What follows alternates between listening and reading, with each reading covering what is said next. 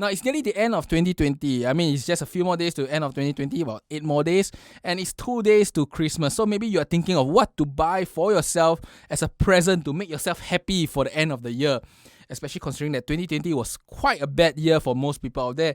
So if you have the money to spend and want to know what's the best portrait system and portrait stuff you can get, you may want to look at this video, because that's what I'm talking about, what I think is the best portrait equipment of 2020 to me.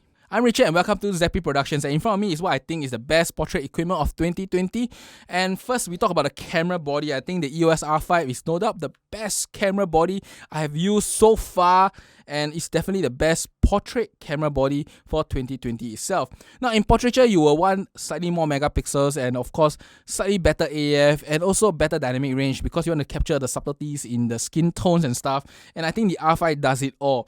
Now, the A9 II has a very good AF system. The Sony A9 II, by the way, has a very good AF system, but it doesn't have the dynamic range nor the megapixels. And the R5, literally, if you ask me, is the A9 II with the A7R3 sensor slapped together in a single body, and it gives birth to something like the R5. The funny thing is, Canon came out with such a camera before Sony came out with one.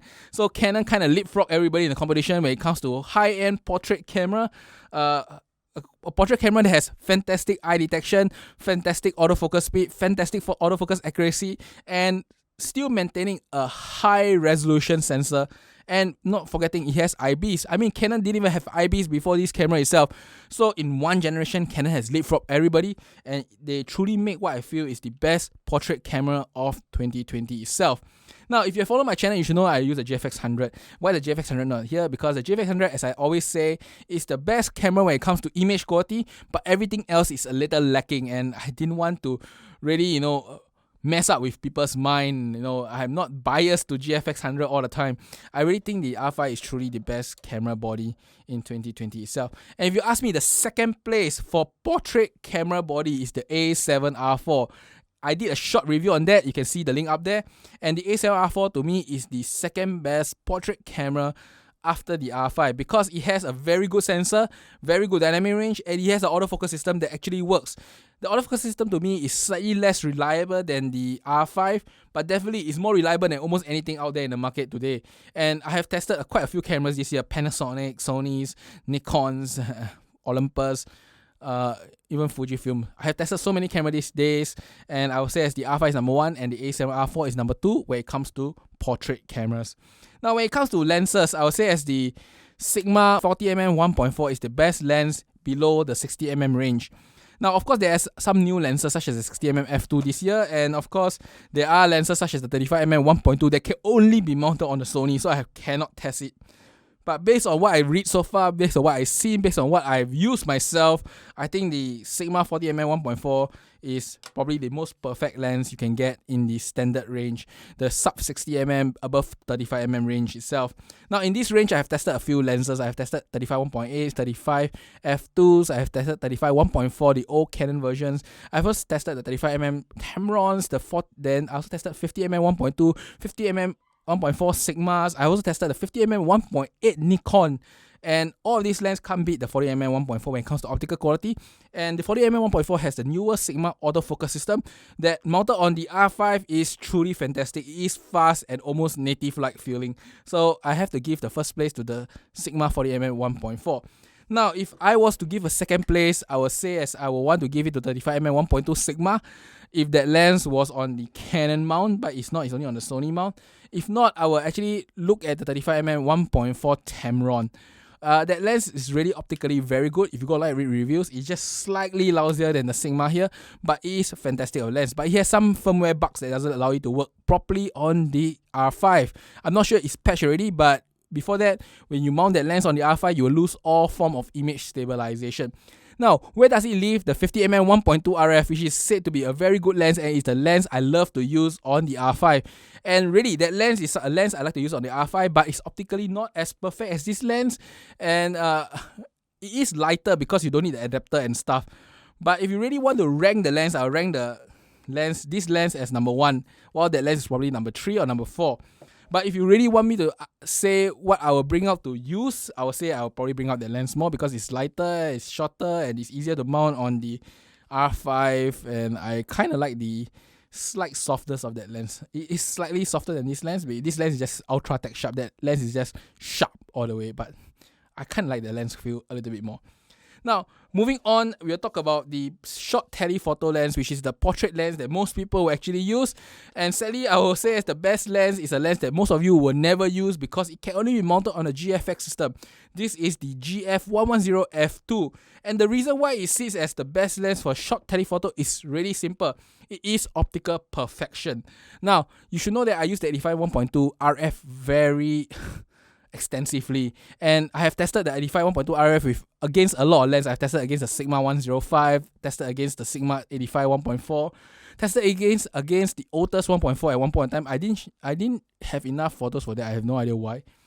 But I tested against a lot of other lenses of the 85mm range and the 105mm range for the short telephoto category.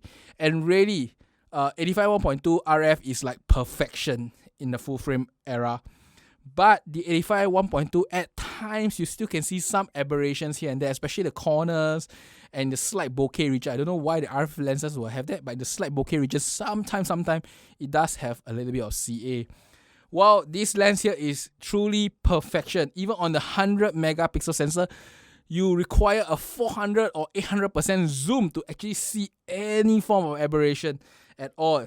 And this lens is working perfectly well on the GFX 100. Now, the only downside of this lens, or should I say the only downside, is that it doesn't focus fast enough. And I don't think it's a lens fault. This is a linear motor system, the one that is also used in Sony systems. But I think the GFX 100 is just not as fast. It is very accurate though.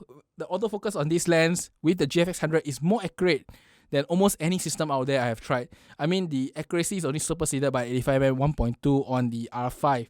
But if not, this lens is extremely accurate and the optics coming out from it is near perfection. Or should I say even perfection is probably the right word to say. The only downside is that it's only mountable on the GFX system. And sadly, the GFX system isn't the perfect system today by a long run. I think Fujifilm need to improve that system quite a bit for the purpose of autofocus and general response. So this is my best and favorite short telephoto prime. Now, if we are to move on, we'll talk about the super telephotos and the telephotos prime. Anything above 435mm belongs to this category. I don't use much lenses in this category, and there is also not that much portrait lenses in this category. I think I've used the 7200s, the few versions of it, 7200 version, I think version 2 or version 3, and I also use the 7200 RF.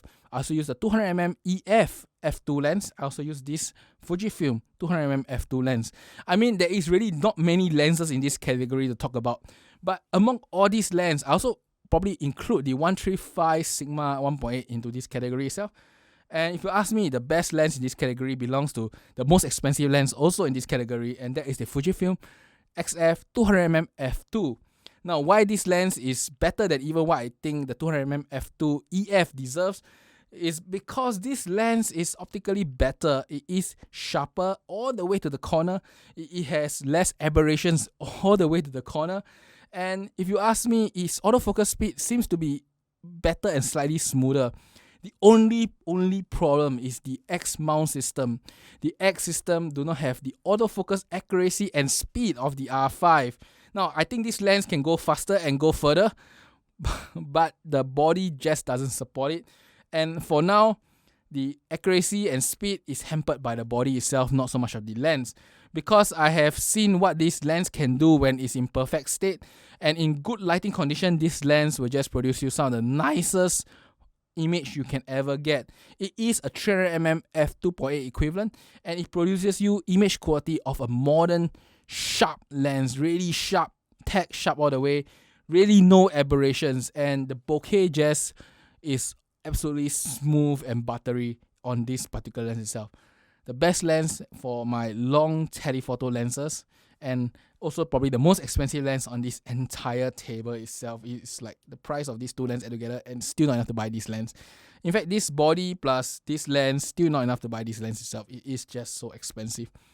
And that's about it for my video. I don't really review that many. I have to say I'm relatively a Fujifilm Canon fanboy to a certain extent, but I still try other systems out because sometimes the other systems are quite fantastic, especially Sigma lenses these days are really, really good. I do want to try more Sony equipment, but I always never love Sony equipment. I'm still very, very tempted to just buy the A7C just as a Sony body so I can review Sony lenses. But I always cannot bring myself down to buying a Sony camera and Sony system to do a Sony review. I have no idea why. Maybe I just kind of don't like the feel of Sony cameras. As I said, the A7R4 is my second place camera, and the A7R4 has been in the market so long, but I still didn't buy it. In fact, I bought the EOS R5 even before the A7R4 ever get into my mind, should I say. The moment R5 was announced, I was like, yes, this is the camera to buy.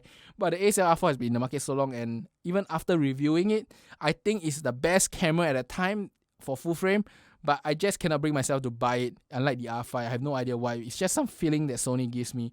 So if I have to say, when it comes to purchasing decision, I'm a bit biased. But when it comes to really technology, I think the A7R4 and the Sony lens lineup, especially the newer one, the 135 1.8 is fantastic. The Sony A7R4 is fantastic. The A9 II is fantastic. Sony Super Primes like 600mm f4, which my friend always uses, I have seen the image quality before. It is fantastic.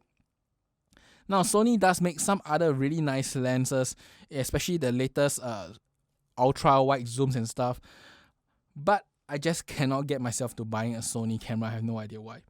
Now, if you ask me, in this all these camera I've used so far, which system has the most potential today, I would say the Canon system has the most potential today, purely because the EF lineup is big and Canon kind of perfect the adapting of EF to RF. They really did this perfect adaptation. The R5 with the OEF mount lenses are just as fast and even more accurate than ever before, compared to the OEF mount cameras itself. And the new RF lenses are just phenomenal. I think Canon has the most potential as a camera system, and if you do buy a Canon R5 or R6, I think you will not be disappointed in like 5 to 10 years from now, assuming that Canon constantly launches new and exciting lenses. I mean, look at their lineup, it's just so exciting, 135, 1.4 and what's not. Now, if you also ask me what camera lineup can improve or should have the potential to improve the greatest, I'll say it's probably either the Z mount or the GFX mount. I think the X mount is fantastic. The Fujifilm X mount is fantastic, but you can tell that Fujifilm is never going to target the top tier market. The 200mm f2 is really an exception of the exception lens that they launched, and I think this is first of its kind and may be the last of its kind for the X mount. I don't think they will launch any other super teddy lenses on the X mount unless suddenly they decided that they need to launch a sports camera for APS-C or launch a video camera for APS-C, and maybe there'll be some greater stuff there. But if not, really, I think that the GFX system and the Nikon Z system has the most potential out there.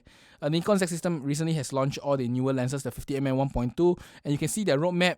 At least they have a roadmap. I mean, Canon is still a rumored roadmap, while Nikon is an actual roadmap, and you can see the roadmap is actually quite fantastic. I'm really excited to see what Nikon can do, especially in the future for the lenses. But sadly, their Z6 II and their Z7 II isn't that exciting. I have seen the reviews, seen the commentaries, and actually at first I wanted to borrow one to try, but after reading everything, it feels just like a Z6 with some sort of improvement, but not great enough of improvement that you'll feel drastically different. I mean, the difference is actually the more of the firmware rather than the camera itself. Maybe I should still borrow the camera. Maybe I'm being biased here, but maybe I should borrow the camera and try it out. But really, when I read all the reviews so far of the Z6 II and the Z7 II, I think that Nikon still has a little bit of way to go before catching up with what Sony and Canon could do. And the GFX system, I would say, the GFX 100 is a fantastic camera, but it's also a very expensive camera. And for a very expensive camera, it still has so many flaws when it comes to general performance, very huge blackout time, and if you ask me, not as effective IBs compared to the rest, but it's still IBs of medium format, you have to give it to them. And not only that, it kind of is a slightly more laggy system.